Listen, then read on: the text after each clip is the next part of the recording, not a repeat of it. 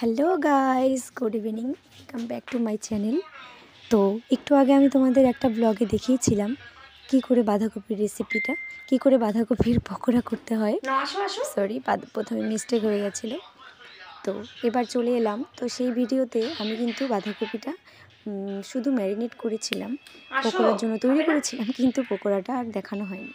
তো ভিডিওটা আমার কোনো কারণে বন্ধ হয়ে গেছিলো। তো শুধু রেসিপিটা আমি দেখিয়েছি। তোমরা সকলেই জানো কীভাবে বাঁধাকপির পকোড়া বানাতে হয়, কিন্তু তবু আমি দেখালাম, কারণ এই শীতের দিনে সন্ধেবেলা দেখতে পাচ্ছ আমার সাথে লাল চা এবং বাঁধাকপির পকোড়া রেডি।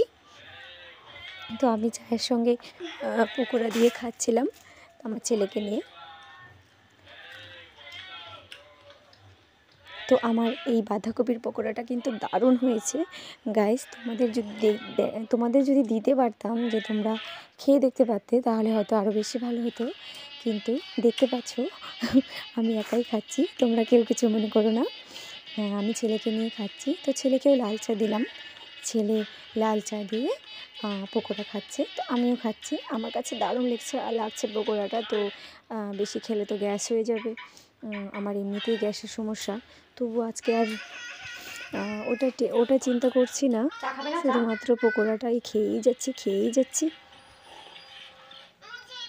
তো তোমরা দেখতে পাচ্ছ আমার খুবই ভালো লাগছে পকোড়াটা খেতে। তো আমার ছেলে হঠাৎ দেখলাম পকোড়াটা এমনি খাচ্ছে, কিন্তু ওর খাওয়ার পদ্ধতিটা আলাদা। তোমরা দেখবে ও মোবাইল দেখছে, কিন্তু ও চায়ের সাথে প্রথমে চাটা চুমুক দিল, কিন্তু পরে ও পকোড়াটা চায়ের মধ্যে ভিজিয়ে খাবে। তোমরা দেখতে পাবে, খাচ্ছে নয়, খাবে। তো আমি আবার এদিক ওদিক তাকিয়ে দেখছি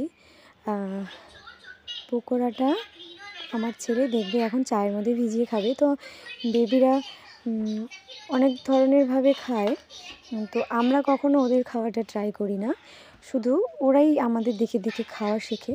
কিন্তু আমাদেরও মাঝে মাঝে দেখা উচিত যে বাচ্চাটা কেমন করে খায়। তো আমি সেটাই আজকে ট্রাই করলাম। তো ছেলেকে দেখলাম চায়ের মধ্যে পকোড়াটা ভিজিয়ে খাচ্ছে। তো আমিও ওর মতো করে চায়ের মধ্যে পকোড়াটা ভিজিয়ে ট্রাই করে দেখলাম, বেশ ভালোই লাগছে, মিষ্টি মিষ্টি করছে। তো এখন খাওয়া হয়ে গেলে, সন্ধ্যের টিফিন এটা খাওয়া হয়ে গেলে তো আমাদের পড়তে বসতে হবে, ছেলেকে পড়াতে হবে, হোমওয়ার্ক করাতে হবে।